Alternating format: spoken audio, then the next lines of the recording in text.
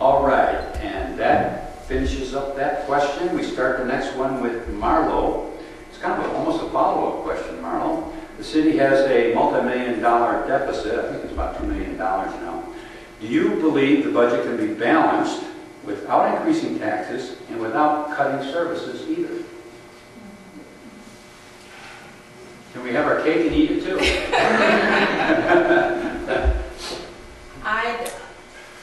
With my business degree, there is no way that you can balance a budget with nothing changing at all. Something will have to change. I believe that we need to look at increasing revenue for the city of Racine. It may not necessarily be property taxes. It may be other forms of taxes. I support actually an increase in sales taxes, allowing individuals, whether you are making legal money or illegal money, whether you are a tourist or a resident of Racine, I believe that everyone can contribute to a sales tax on goods that they purchase. This also makes it easier for property owners and other individuals so that they are not bombarded and just belabored with taxes when other individuals in the city can contribute to it and it can benefit as well. I also believe that we should have some reasonable and sensible cost-saving measures implemented. We need to look into what services we are providing that we want to keep and which services we probably should look at eliminating. Or we should just think outside of the box. Maybe one of the ways in which we can increase revenue to Racine is making it mandatory for police and fire personnel to actually have residency in Racine. To look into something like that to where if we require residency for them, it'll increase employment because we'll have individuals living in Racine. It will increase patronage to our businesses because they will be purchasing and spending money here in the city. And the taxes that they pay into the city will actually be paying for their income. So it'll be a better alternative all the way around. But keeping things the way that they are is not an answer. Okay, thank you for that, Marlo. Repeat that one. Yeah, I'm going to repeat that. I was hoping Marlo would, and I wanted a follow-up question with you, Marlo, but I'm going to address it to Jeff. Okay. If you took your whole minute. It doesn't say you can't change anything. It says can the budget be balanced without increasing taxes or without cutting services? Now, one of the changes might be that, like changes to a 401k. Okay. See, so we can save money, but we haven't cut services with that. And I took it as not cutting spending. Right. Okay. So that's the key to the question. Can we do it without increasing taxes and without cutting services? Is there a way to save money without doing either of those things? The only alternative I can think of is, and I think we've been doing that over the years in the city, is they have to go through each department individual by individual and see what person they can do with and do without. When I first became alderman, we had over 1,000 employees. And I think we're under 800 employees now, so over the years we've been doing that, but it's going to come to a point where we're not going to be able to do that no more, and we're going to have to look at cutting services or raising fees again. So. Okay, thank you. Shana looks like she's anxious to get this. Yes. Go ahead, Dave. I do not think you can have your cake and eat it too.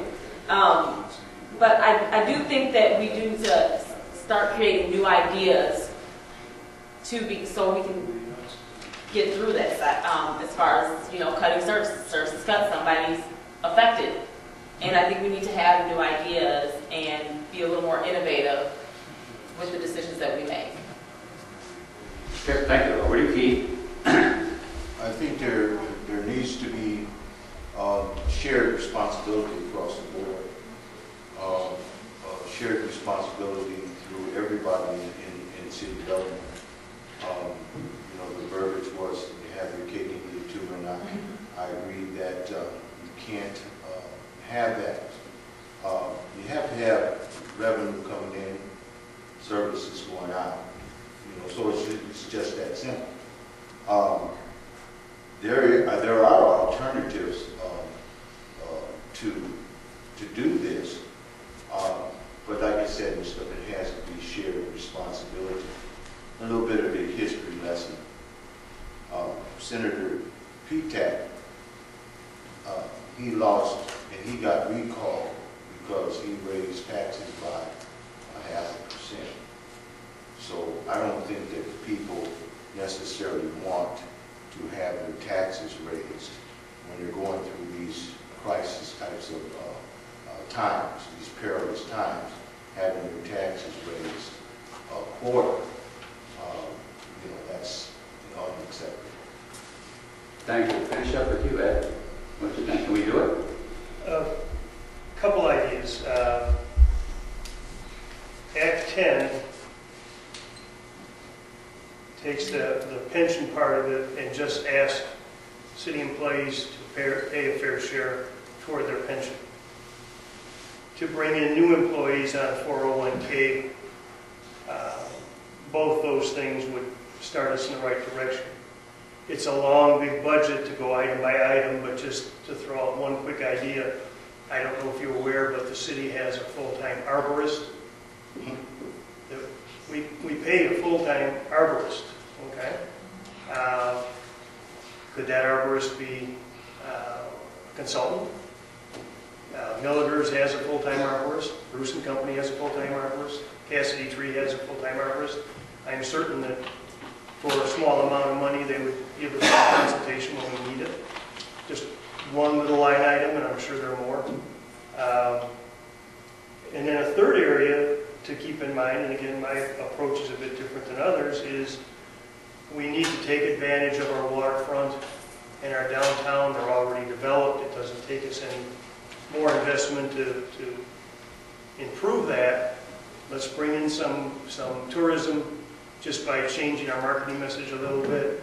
That'll bring in more revenue from outside of our area and give us all greater opportunity. That's higher money coming in sales tax. That's people making more money and paying more income tax. That's property values increasing and bringing in more money. That's growing jobs and creating opportunities for all of us, not only to pursue economically, but also then all of our downtown gets better and our residents can capitalize on that also.